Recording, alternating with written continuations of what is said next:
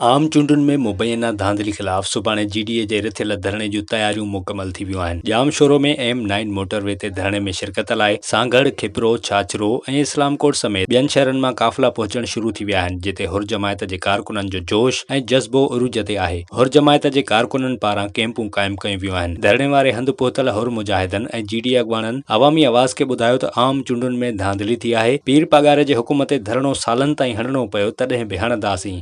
कॾहिं बि हीअ सियासत कोन कई आहे रोडनि जे निकिरण वारी। हिन दफ़े साईं इहो ऐलान करे ऐं उन्हनि हल्कनि खे, जेके हल्का माण्हू आहिनि, उन्हनि खे इहो पैगाम पहुचायो आहे त तव्हां खटिया न आहियो, तव्हां हारियो आहे, पर तव्हांखे खटरायो वियो आहे। हाणे उन्हनि खटराइण वारनि धुरियुनि ॾे बि पैगाम आहे त अहिड़ी वरी ॿीहर का हरकत न थिए, जीअं पीर साहिब जी जमायत या पीर साहिब जा हिमायती दोस्त घण घुरिया सभई जेके आहिनि से पंहिंजूं सीटूं जेके खटे था अचनि, उन्हनि खे उहे सीटूं मिलणु खपनि। पर पीर साईं पगारे जिन जे एहतजाज जी कारण आहे, जीअं त इलेक्शन थी आहे 24, उन में असां जिन पोलिंगुनि जा रिज़ल्ट लिकाई वई आहे, असांजी रिज़ल्ट ज़ाहिर ई कोन थी कई वञे। उन जे लाइ असां पंहिंजे मुर्शिद जे कामिल जे हुकुम ते एहतजाज जे लाइ हैदराबाद बाईपास ते पहुता आहियूं ऐं इंशाअल्लाह सुभाणे जुमे जे ॾींहुं एहतजाज थींदो ऐं बाईपास बंदि थींदो। पोइ जेको अमल थींदो सो सुभाणे, जेको ऐलान हूंदो उहो सुभाणे थींदो।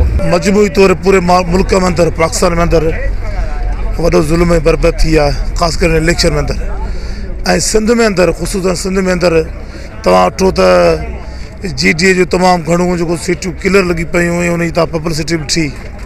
उन खां पोइ जमायत इस्लामी आहे, JUI आहे, कोम्पस जमायतुनि तमामु वरी मोटई, अवामी मोटई, इन पीपल्स पार्टी करतूतनि जे करे ऐं जेको वोट रेशियो घटि पियो, माण्हू घर खां ॿाहिरि घटि निकिता। वॾो पीर बहादुर सॾाइण ॾुखियो आहे, वतन जी मिट्टी खे बचाइण ॾुखियो आहे।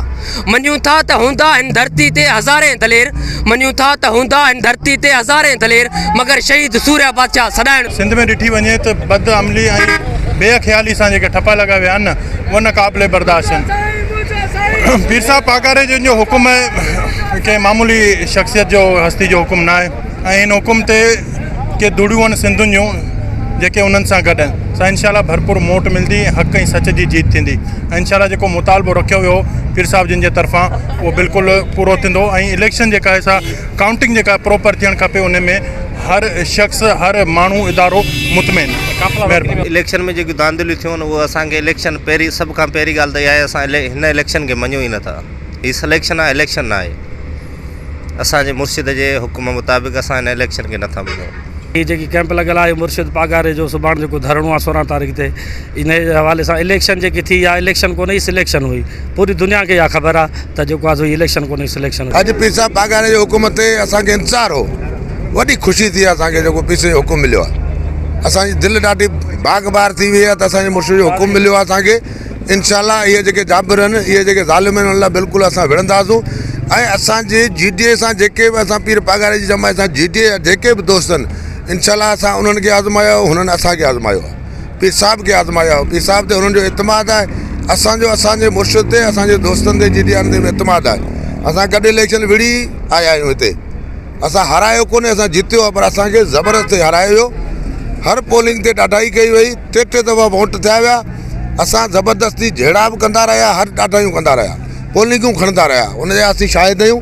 काफ़ी असांजा DC AC इस्लामकोट थरपार करे रहिया, असांखे को बि पन्नू ॾियण लाइ तयारु कोन आहे। उहो एतिरे क़दुरु जो इलेक्शन जी राति इलेक्शन बदिली, ॿी डबल इलेक्शन करे उते इलेक्शन कराए छॾियूं, पोलिंगूं मटिजी वियूं, इहे एॾियूं ज़्यादतियूं हलियूं। असांखे ख़ौफ़ कोन्हे, असांखे वोट माण्हू जाम मिलंदा आहिनि।